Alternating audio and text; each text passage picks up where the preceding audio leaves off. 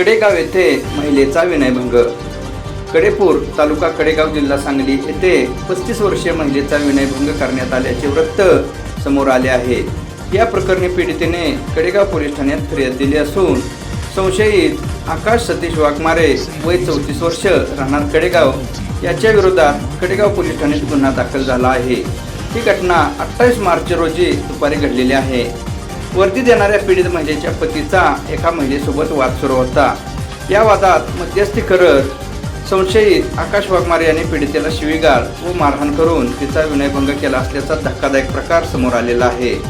तसेच पीडितेच्या गळ्यातील 59,500 रुपये किमतीचे 17 ग्रॅम वजनाचे सोन्याचे गंठण हिसकावून घेतलेले आहे।